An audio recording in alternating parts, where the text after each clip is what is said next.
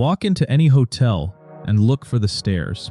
There will be at least 2 of them in different parts of the building, each sealed behind a heavy self-closing door. That is not architecture. That is a rule. And it was written because of one night in Atlanta. December 7th, 1946. The Winecoff Hotel, 15 stories of brick in downtown Atlanta, is full. Business travelers, Christmas shoppers, and more than 30 teenagers in town for a state youth government conference, sleeping on the upper floors. The hotel advertised itself with one word, and it was a word people believed: fireproof. And in a narrow sense, it was true. Its steel and concrete frame genuinely would not burn. Nobody had thought carefully about what was inside the frame, because inside the frame was everything that burns: wooden furniture, painted over wallpaper layered decades deep, cotton mattresses, and corridors finished in wood paneling. A fireproof box, packed with fuel. Just after 3 in the morning, fire takes hold on the 3rd floor. Its cause was never established. The investigation could not settle it, and this story does not need it to. What matters is what the fire found next. It found the staircase. The Winecoff had exactly one: an open, ornamental stair winding up the center of the building, floor to floor, with no doors anywhere along it. Not a stairway, a chimney. In minutes, that single shaft carried heat and smoke to every floor above. Guests who opened their doors met a wall of it. Guests who kept their doors shut were, for a while, safer and had nowhere to go. Atlanta's fire department arrives fast and fights well, but their tallest ladder reaches the 8th floor. The Winecoff has 15. Above the ladder tip, the department can do almost nothing but watch. Crews raise life nets. Nets are not designed to catch a person falling 15 stories, and they did not.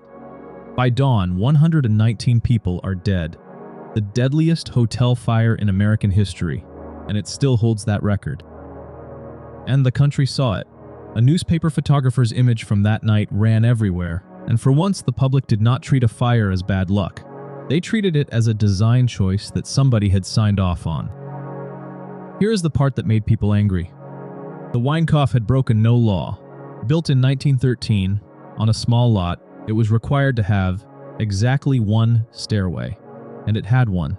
The building was legal on the morning it killed 119 people. That is the sentence that changed American building codes.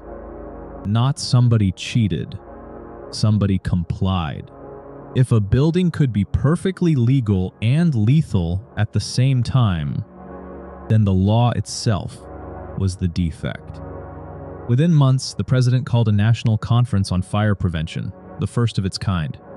Out of that push, and the codes rewritten in its wake, came the rules that govern the building you are sitting in right now. 2 independent stairways, remote from each other, so one fire cannot take both. Every stairway sealed in its own fire-rated enclosure. Self-closing doors, so an escape route stays an escape route, even when people run through it and don't look back. And the word fireproof was quietly retired. Buildings today are rated in minutes. How long a floor holds, how long a door resists, how long you have, not whether it burns, how long it buys you. That is the whole modern idea of fire safety, and Atlanta paid for it. A building does not have to survive a fire. It has to hold still long enough for everyone inside to leave by one of at least 2 protected ways. So, tonight, in your hotel, walk the corridor once. Find the 2 signs.